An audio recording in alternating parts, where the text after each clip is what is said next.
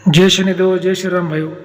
आज का जो हमारा विषय है, नारियल से गुप्त धन की खोज कैसे की जाती है, क्या इसमें सत्य है क्या असत्य है, इस पर आज हम चर्चा करने वाले हैं, विश्लेषण करने वाले हैं। अगर आपने चैनल को फॉलो नहीं किया, सब्सक्राइब नहीं किया, सबसे पहले चैनल को फॉलो करिए, सब्सक्राइब करिए, लाइक करिए, शेयर करिए, वीडियो को पूरा देखिए। देखिए, जो भी मैं आपको जानकारी देने की कोशिश करता हूँ, बिल्कुल सही जानकारी देने की कोशिश करता हूँ भाइयों। तो देखिए, बहुत से हमारे शिष्य लोग हैं या फिर कुछ लोगों ने मुझे सवाल पूछे, गुरुजी आपके पास में इतना ज्ञान है, तो जो लोग कुछ नारियल से गुप्त धन खोजते हैं, निकालते हैं, क्या वो सही है? क्या नारियल से गुप्त धन देखा जाता है? क्या उसकी खोज की जाती है? क्या अगर की जाती तो फिर कैसे की जाती है? क्या है उसका सारा हमें जानकारी दीजिए। तो मुझे लगा कि एक व्यक्ति को जानकारी देने के बजाय उस पर एक वीडियो बनाया जाए और सभी को जानकारी प्राप्त हो, ऐसा मुझे लगा। इसी वजह से मैं आज ये वीडियो बनाने जा रहा हूँ।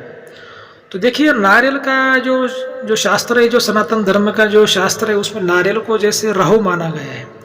और राहु यानी एक आविष्कार है, ठीक है। राहु यानी एक खोज है, एक आविष्कार, एक साइंटिस्ट है।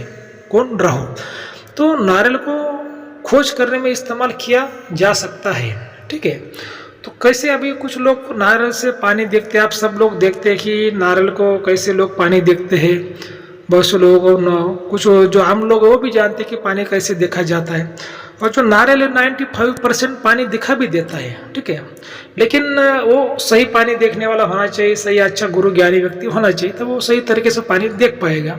और उसकी भी एक विद्या होती है, इंद्रजाल विद्या में नारियल को पहले सिद्ध करना पड़ता है, और सिद्ध करके ही नारियल से पानी देखा जाता है। कोई आम नारियल से भी देखा जाएगा, लेकिन वो 50-60% सही माना जाएगा। लेकिन जब नारियल आप सिद्ध करोगे और वो व्यक्ति अगर सिद्ध होगा जो पानी देखने वाला है, तो 95% आप सही तरीके से पानी देख पाओगे, ठीक है। और जो धन की बात आती है, तो खोज करना, जो जमीन के अंदर की बात अगर हमको देखते हैं तो उसको खोज करना बोलते हैं। और जो नारियल है उसको राहु बोलते हैं, राहु खोज का कारक है, ठीक है।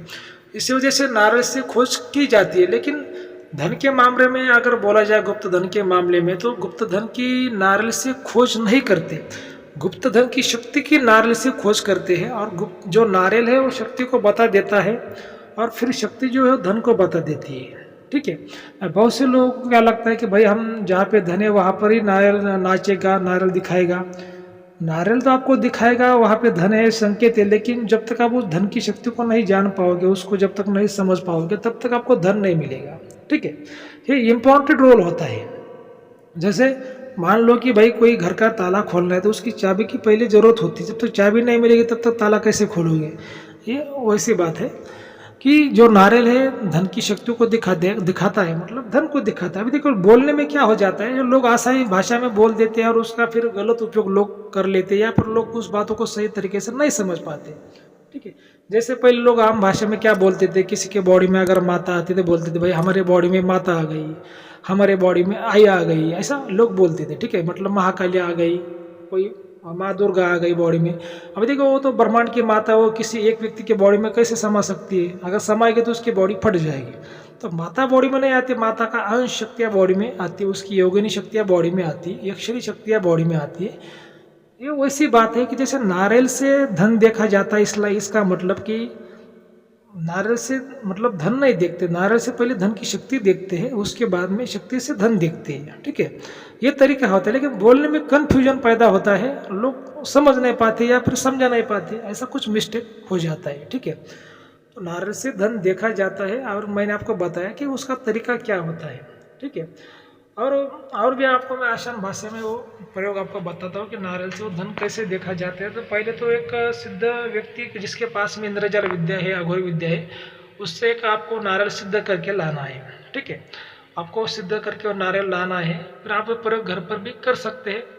तो दो प्रकार होते हैं नारियल से जो धन देखा जाता है। तो पहले प्रकार में तो नारियल उसके हाथों पे एक तो नाचेगा, जहाँ पे धन है वहाँ पे, जिस जमीन में धन है वहाँ पे।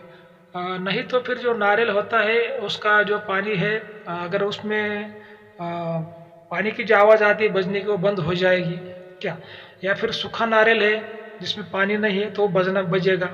ऐसा उसका वो प्रयोग का जो रोल होता है कि उससे वो देखा जाता है कि भाई यहाँ पे धन की शक्ति है क्या, धन है क्या। लेकिन ये इतनी बातें आसान नहीं होती। गुप्त धन के लिए पूरा कुंडली, योग, राशि सब कुछ देखा जाता है, क्योंकि जो धन होता है कर्म से नहीं मिलता। भाग्य से मिलता है, नसीब से मिलता है, उसको नसीब भी देखा जाता है, भगवान की कृपा देखी जाती है और सब कुछ उसको उससे देखा जाता है। क्योंकि जिसको धन मिलता है वो एक विशेष व्यक्ति होता है, उसका नसीब बहुत स्ट्रांग होता है और उसको जो भगवान धन देता है तो कोई धर्म कार्य के लिए देता है।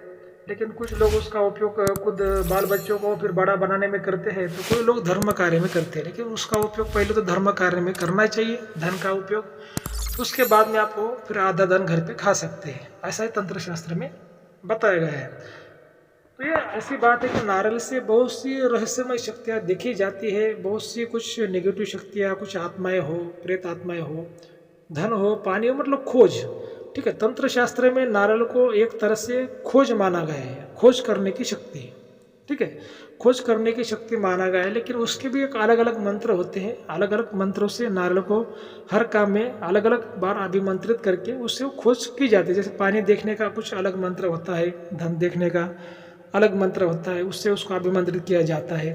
कुछ नेगेटिव शक्ति देखने का, कुछ आत्मा, प्रेत आत्मा, कुछ यक्षिणी देखने का कुछ अलग मंत्र होता है। जैसे कोई साधना सिद्ध करने के लिए भी नारियल का यूज़ किया जाता है। नारियल पे हाथ रख के अगर कोई तंत्र साधना करता है तो वो जल्दी सिद्ध हो जाती है और वो नारियल आपके बॉडी का कवच बन के आपकी रक्षा भी करता है। मतलब अलग अलग बातें होती है, ऐसा कोई आम इंसान घर पे प्रयोग नहीं कर सकता। ऐसी बातें पहले तो गुरु के आदेश पर करनी पड़ती है, कोई आश्रम में सीखनी पड़ती है, गुरु करना पड़ता है। इतनी बातें सुनने में आसान लगती है लेकिन इतनी बातें आसान नहीं होती।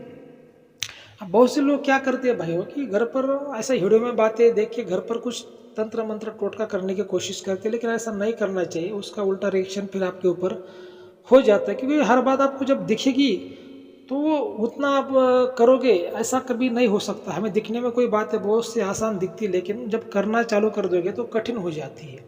ऐसी बहुत सी बातें हैं। तो मेरा ये मानना है कि जब आप गुरु करते हो और गुरु की ईमानदारी से तन मन धन की सेवा करते हो, उसके सानिध्य में रहते हो, उसका मन विश्वास जीत लेते हो, तो सभी आपके समस्याओं का आपको सवाल मिल जाते हैं, हल मिल जाता है, उपाय मिल जाते हैं।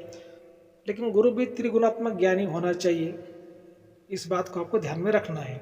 ठीक है, नहीं तो जो गुरु होते हैं उनके पास में एक ही गुण का ज्ञान होता है, दो गुण का ज्ञान नहीं होता, तो आपकी सही तरह से वो मदद नहीं कर पाते। रजोगुण, तमोगुण, सतोगुण, तीनों गुणों का ज्ञान उसके पास में होना चाहिए। तो ठीक है, अगर आपको आज का वीडियो अच्छा लगा तो चैनल को सब्सक्राइब करिए, लाइक करिए, शेयर करिए। जय शनिदेव, जय श्री राम, धन्यवाद।